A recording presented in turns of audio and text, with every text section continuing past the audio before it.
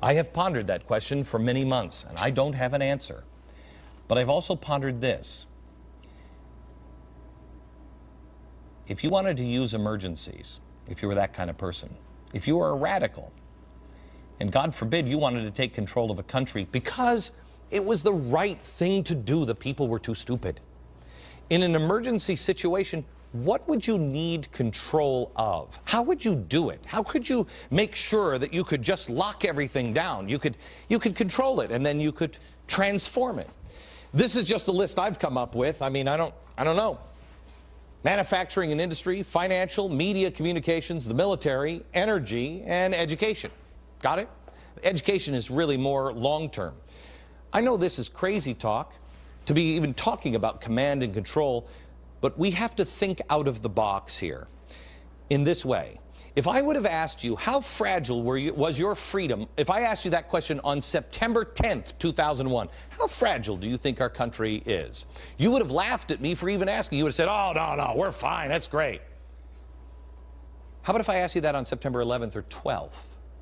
What would your response be? Let me ask you that question today. How fragile is our country? How fragile is our system and your freedoms? Are we becoming more free or less free? Better yet, how secure and strong is the republic? If you've listened to me on the radio for the last 5 years, you've heard me explain a theory that I've had, and I've hoped I was wrong a long time, but it seems to be coming together, called the perfect storm theory. It's this theory, and all of these stories I just told you about all kind of fit in, and I hope I'm wrong, but it is coming more and more accurate every day, and here it is.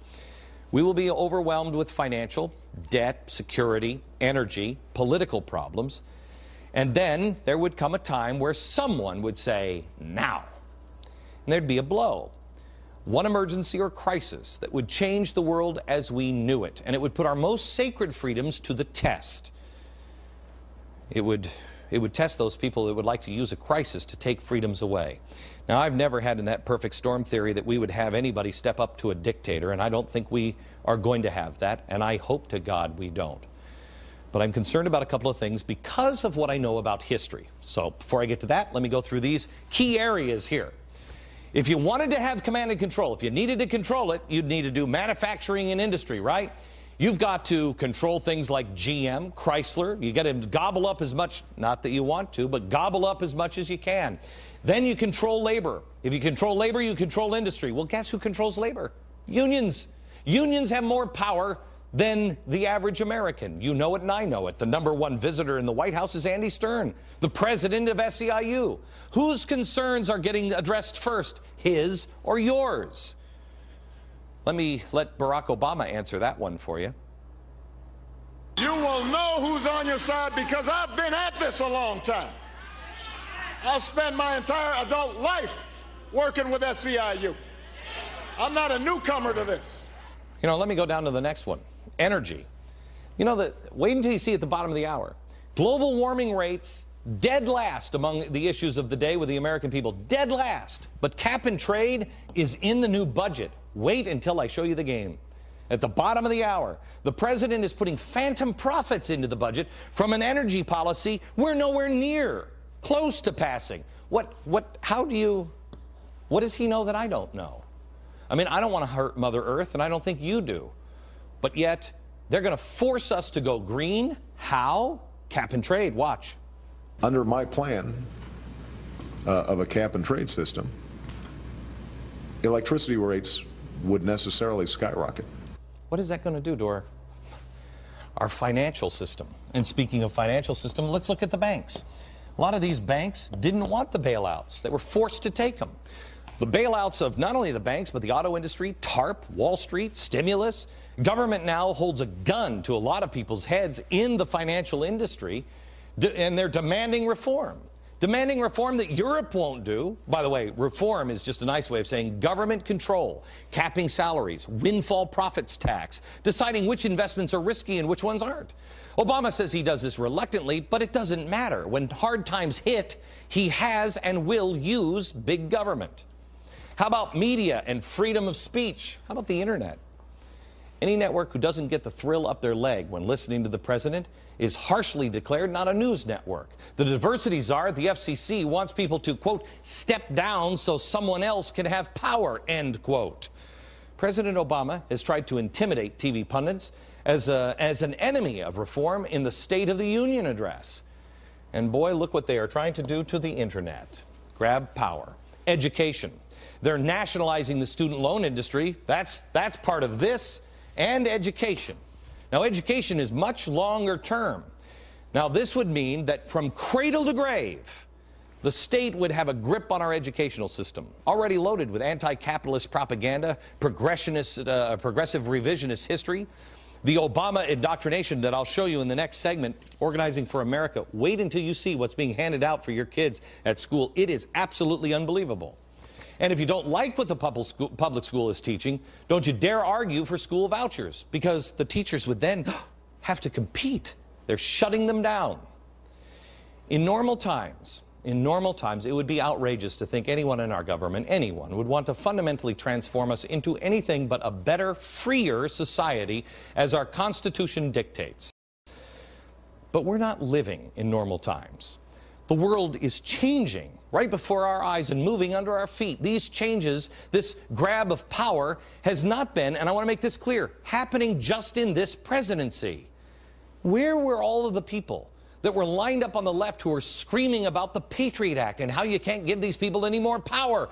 You were worried about Bush, as was I. I at least joined you the last 4 years of his presidency. Grabbing power, abusing it, gathering too much strength. You were right. Now where are you? Stand by your principles. Because the reason you were right was not because a Republican was in power. And the reason why I'm concerned is not now because it's a Democrat in power. It's the word power.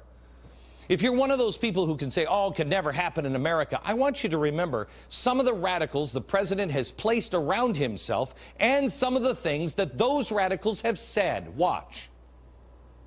We're trying to use the power of persuasion. And if that doesn't work, we're going to use the persuasion of power. No, we're going to change the whole system. We're going to change the whole thing.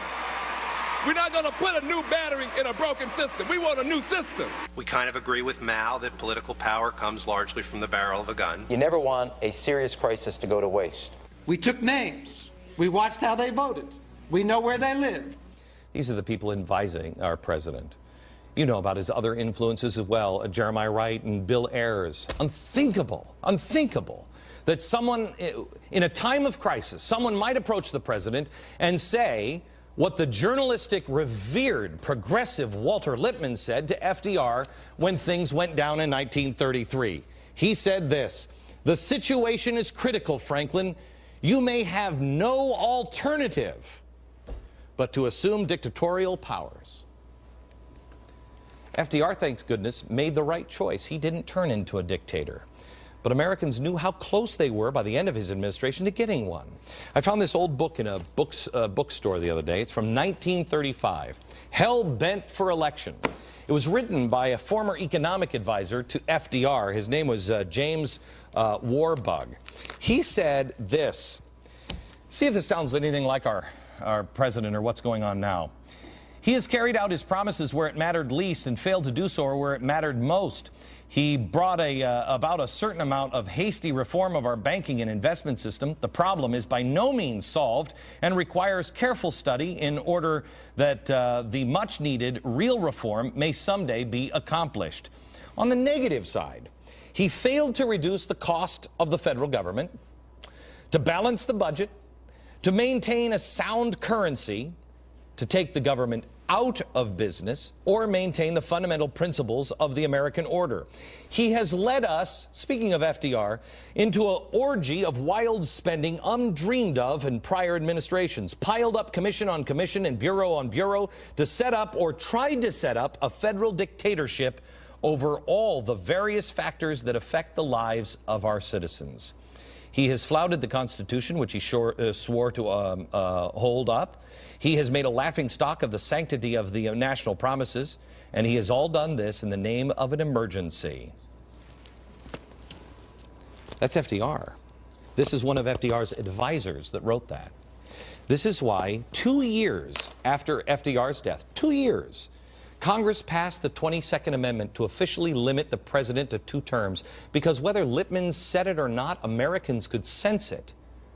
We're headed towards a dictatorship. I don't know if you sense that today or not. I hope you don't. I'm not asking you to go down that road. I'm asking you to do this. How secure is your freedom today? Lech Walesa, he's the guy who freed the Polish people. He said a couple of days ago, the days of America as the world's moral leader are over. Ronald Reagan said, if we fail, where does the rest of the world run? We cannot fail. We as citizens must pay attention and be involved. I'll leave you with this one last thought. It was the July before the Declaration of Independence was signed. It was 1775. John Adams was again away from his wife when he wrote these words. A constitution of government once changed from freedom can never be restored. Liberty, once lost, is lost forever.